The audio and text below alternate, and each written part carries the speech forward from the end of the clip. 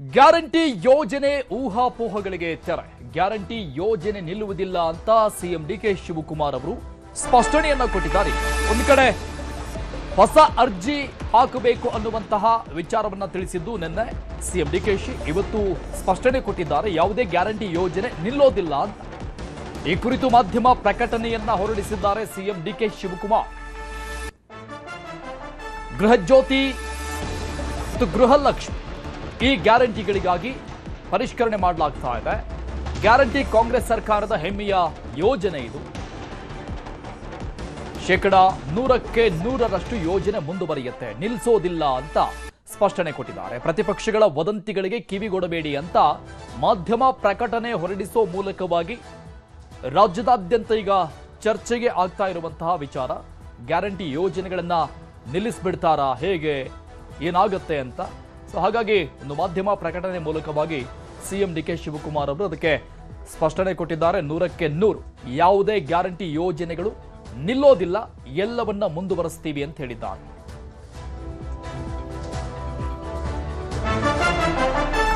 ಅಕ್ರಮಗಳ ತಡೆಗೆ ಪರಿಷ್ಕರಣೆ ಮಾಡ್ತಾ ಇದ್ದೀವಿ, ಮೃತರ ಅಕೌಂಟ್ಗಳಿಗೆ ಹಣ ಹೋಗ್ತಾ ಇದೆ, ಈ ರೀತಿಯಾಗಿ ಪೋಲಾಗ್ತಾ ಇದೆ, ಅದನ್ನ ತಡೆಯೋದಕ್ಕಾಗಿ ಇದು ಪರಿಷ್ಕರಣೆ.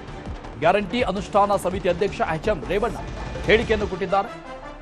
ಗ್ಯಾರಂಟಿ ಅನುಷ್ಠಾನ ಸಮಿತಿ ಅಧ್ಯಕ್ಷರಾಗಿದ್ದಾರೆ ಎಚ್.ಎಂ. ರೇವಣ್ಣ ಅವರು. ಈ ಬಗ್ಗೆ ಮಾತಾಡಿದ್ದಾರೆ, ಒಂದು ಸ್ಪಷ್ಟನೆ ಕೊಟ್ಟಿದ್ದಾರೆ. ಯಾವುದೇ ಯೋಜನೆಯನ್ನ ನಿಲ್ಲಿಸುವ ಪ್ರಶ್ನೆನೇ ಇಲ್ಲ. ನಾಳೆ ಮುಖ್ಯಮಂತ್ರಿಗಳ ಸಮಯ ಕೇಳಿದ್ದೇನೆ, ಚರ್ಚೆ ಮಾಡಿ ಅರ್ಜಿ ಸಲ್ಲಿಕೆ ದಿನಾಂಕ ನಿಗದಿ ಮಾಡ್ತೀವಿ ಅಂತ ಹೇಳಿದ್ದಾರೆ. ಗೃಹ ಜ್ಯೋತಿ ಮತ್ತು ಗೃಹಲಕ್ಷ್ಮಿ ಈ ಎರಡು ಗ್ಯಾರಂಟಿಗಳಿಗೆ ಪ್ರತಿಯೊಬ್ಬರೂ ಕೂಡ ಅದನ್ನು ವಾಪಸ್ ಅರ್ಜಿ ಹಾಕಬೇಕಾಗತ್ತೆ, ಅದಕ್ಕೆ ದಿನಾಂಕ ನಿಗದಿ ಮಾಡ್ತೀವಿ ಅಂತ ಹೇಳಿದ್ದಾರೆ. ಒಂದು 6 ತಿಂಗಳ ಹಿಂದೆ ನಮಗೆ ಈ ಡಿ.ಬಿ.ಟಿ ನಮಗೆ ನಮ್ಮ ಕೆಲಸ ಏನು, ಅಥಾರಿಟಿ ಕೆಲಸ ಏನು, ಈ ಅರ್ಹ ಫಲಾನುಭವಿಗಳಿಗೆ ಇದು ಸಿಗಬೇಕು, ಈ ಯಾರೂ ಕೊಡೋದ್ರಿಂದ ವಂಚಿತರಾಗಬಾರ್ದು ಮತ್ತು ಇದರಲ್ಲಿ ನ್ಯೂನತೆ ಆಗಬಾರ್ದು ಅನ್ನೋದು ನಮ್ಮ ಮೂಲ ಉದ್ದೇಶ. ಅದರಲ್ಲಿ ನಮಗೆ ಗೃಹಲಕ್ಷ್ಮಿ ಬಗ್ಗೆ ಭಾಳ ಸಂತೋಷ. 1.25 crore people have come under this, ಇದರ ಅಡಿಯಲ್ಲಿ ಬರ್ತಾರೆ. ಇದಕ್ಕೆ ತಗಲ್ತಕ್ಕಂಥ ಹಣ ಕೂಡ ಅತಿ ಹೆಚ್ಚು. ಮನೆಯ ಯಜಮಾನಿಗೆ ನೇರವಾಗಿ 2,000 ರೂಪಾಯಿ ಹೋಗ್ತಾಯಿತ್ತು. ಆದರೆ ನಮಗೆ ಮೀಟಿಂಗ್ ಮಾಡಿದಂಥ ಸಂದರ್ಭದಲ್ಲಿ ಮೊದಲಿಗೆ ಗೊತ್ತಾಗಿದ್ದು, ಈ ಹಣ ಹೋಗ್ತಾ ಇರೋದರಲ್ಲಿ ನ್ಯೂನತೆ ಏನಾಗಿದೆ ಅಂತ ಹೇಳಿದ್ರೆ, ಈ ಸಾವು ನಮ್ಮ ಕೈಲಿಲ್ಲ. ದಿವಸನೂ ಸಾಯ್ತಾ ಇರ್ತಾರೆ, ತಿಂಗಳಲ್ಲೂ ಸಾಯ್ತಾ ಇರ್ತಾರೆ, ತಿಂಗಳಿಗಿಷ್ಟು ಅಂತ ಬರುತ್ತೆ. ಆದರೆ ಆ ಮಾಹಿತಿ ತಪ್ಪಿತ್ತು, ಆ ಮಾಹಿತಿ ಬಗ್ಗೆ ಅರಿವು ಇರಲಿಲ್ಲ, ಅದ್ರ ಬಗ್ಗೆ ಗಮನವೂ ಕೂಡ ಹರಿಸಿರಲಿಲ್ಲ. ಅದು ತಪ್ಪಾಗಿದೆ, ನಾನು ಕೂಡ ಒಪ್ಕೊಳ್ತೇನೆ. ಆದರೆ ಗೊತ್ತಾದ ಮೇಲೆ ಅದನ್ನು ಪರಿಷ್ಕರಣೆ ಮಾಡಬೇಕಾದ್ದು ಧರ್ಮ ಮತ್ತು ನಮ್ಮ ಕಾರ್ಯ. ಆ ವಿಷಯದಲ್ಲಿ ನಮಗೆ ತೊಂದರೆ ಆದಂಥ ಸಂದರ್ಭದಲ್ಲಿ ಫಸ್ಟ್ ಇನ್ಸ್ಟೆನ್ಸು ಭಾಳ ನೋವಿನ ಸಂಗತಿ ಅಂತ ಹೇಳಿದ್ರೆ 77,000 ಜನ ಸತ್ತಂಥವ್ರಿಗೆ ದುಡ್ಡು ಹೋಗಿದೆ ಅಂತಕ್ಕಂಥ ಮೊದಲನೇ ಮಾಹಿತಿ ಸಿಕ್ತು. ಡೀಟೇಲ್ಸ್ ಕೊಡ್ತಾರೆ ನಮ್ಮ ಪ್ರತಿನಿಧಿ ಕಾರ್ತಿಕ್ ಸಂಪರ್ಕದಲ್ಲಿದ್ದಾರೆ. ಕಾರ್ತಿಕ್, ಸಿದ್ದರಾಮಯ್ಯನವರು ಅಧಿಕಾರದಲ್ಲಿದ್ದಾಗಲೂ ಕೂಡ ಅನೇಕ ಬಾರಿ ಗ್ಯಾರಂಟಿ ಪರಿಷ್ಕರಣೆ ಅಂತ ಬಂದಾಗ ಆ ಬಗ್ಗೆ ಚರ್ಚೆಗಳು ದೊಡ್ಡ ಮಟ್ಟದಲ್ಲಿ ಆಗಿತ್ತು. ಆಗ್ಲೂ ಕೂಡ ಸಹಜವಾಗಿ ಜನರಿಗೊಂದು ಆತಂಕ ಇತ್ತು, ಏನಾಗ್ಬಿಡುತ್ತೇನೋ ಅಂತ. ಈಗಲೂ ಕೂಡ ಡಿ ಕೆ ಶಿವಕುಮಾರ್ ಅವರು ಸಿಎಂ ಆದ್ಮೇಲೆ ಈಗ ತೆಗೆದುಕೊಂಡಂತ ಕ್ರಮ ಏನಿದೆ, ಹೊಸ ಅರ್ಜಿ ಅಂದಾಗ ಆತಂಕ ಇರುತ್ತೆ ಸಹಜವಾಗಿ.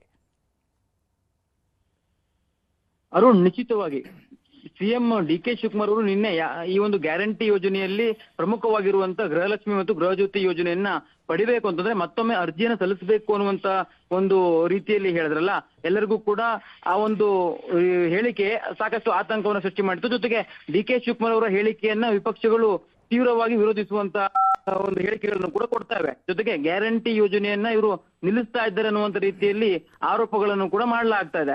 ಇದೆಲ್ಲದರ ಕುರಿತಂತೆ ಸಿಎಂ ಡಿ ಕೆ ಶಿವಕುಮಾರ್ ಅವರು ಇವತ್ತು ಮಾಧ್ಯಮ ಪ್ರಕಟಣೆಯನ್ನು ಕೂಡ ಹೊರಡಿಸಿರ್ತಕ್ಕಂಥದ್ದು. ಪ್ರಮುಖವಾಗಿ ಡಿ ಕೆ ಶಿವಕುಮಾರ್ ಅವರು ಅವರ ಮಾಧ್ಯಮ ಪ್ರಕಟಣೆಯಲ್ಲಿ ಹೇಳಿರುವಂತದ್ದು, ಯಾವುದೇ ಕಾರಣಕ್ಕೂ ಯಾವ ಗ್ಯಾರಂಟಿ ಯೋಜನೆಯನ್ನು ಕೂಡ ನಾವು ನಿಲ್ಲಿಸೋದಿಲ್ಲ, ಗ್ಯಾರಂಟಿ ಯೋಜನೆ ಯಥಾ ಪ್ರಕಾರ ಮುಂದುವರಿಯುತ್ತೆ.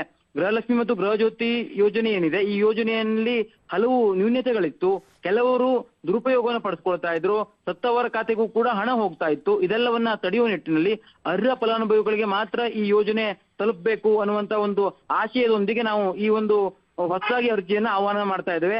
ಹೊರತಾಗಿ ಈ ಯೋಜನೆಯನ್ನ ಯಾವುದೇ ಕಾರಣಕ್ಕೂ ನಿಲ್ಲಿಸೋದಿಲ್ಲ, ನೂರಷ್ಟು ಈ ಯೋಜನೆ ಮುಂದುವರಿಯುತ್ತೆ ಅನ್ನುವಂಥದ್ದನ್ನ ಅವರು ಪುನರುಚ್ಚಾರ ಮಾಡುವಂತೆ ಕೆಲಸವನ್ನು ಮಾಡಿದ್ದಾರೆ. ಪ್ರಮುಖವಾಗಿ ಯಾವಾಗ ಸಿಎಂ ಡಿ.ಕೆ. ಶಿವಕುಮಾರ್ ಅವರು ನಿನ್ನೆ ಅಧಿಕಾರಿಗಳ ಸಭೆ ನಡೆಸಿದ ಬಳಿಕ ಈ ಯೋಜನೆಯನ್ನ ಪರಿಷ್ಕರಣೆ ಮಾಡ್ತೇವೆ, ಅಲ್ಲಿರ್ತಕ್ಕಂಥ ಅನರ್ಹ ಫಲಾನುಭವಿಗಳನ್ನ ಯೋಜನೆಯ ವ್ಯಾಪ್ತಿಯಿಂದ ಹೊರಗಿಡುವಂತ ಕೆಲಸವನ್ನ ಮಾಡ್ತೇವೆ, ಅದಕ್ಕಾಗಿ ಹೊಸದಾಗಿ ಅರ್ಜಿಯನ್ನು ಕೂಡ ಸಲ್ಲಿಸಬೇಕಾಗತ್ತೆ ಎಲ್ಲಾ ಫಲಾನುಭವಿಗಳು ಅನ್ನುವಂತ ಒಂದು ಹೇಳಿಕೆಯನ್ನು ಕೊಟ್ಟ ನಂತರದಲ್ಲಿ ವಿರೋಧ ಪಕ್ಷಗಳು ಇದನ್ನ ವಿರೋಧಿಸ್ತಾ ಇದ್ದಾವೆ. ಸರ್ಕಾರದ ಬಳಿ ಹಣ ಇಲ್ಲ ಅನ್ನುವಂತ ಒಂದೇ ಒಂದು ಕಾರಣಕ್ಕಾಗಿ ಈ ರೀತಿಯ ಒಂದು ಕ್ರಮವನ್ನ ಸರ್ಕಾರ ಕೈಗೊಳ್ತಾ ಇದೆ ಅನ್ನುವಂತ ರೀತಿಯಲ್ಲಿ ಆಪಾದನೆಯನ್ನು ಮಾಡ್ತಿದೆ. ಜೊತೆಗೆ ಸಹಜವಾಗಿ ಈ ಯೋಜನೆಯ ಫಲಾನುಭವಿಗಳೇನಿದ್ರು ಅವರಲ್ಲಿಯೂ ಕೂಡ ಕೆಲವು ಆತಂಕಗಳಿದೆ.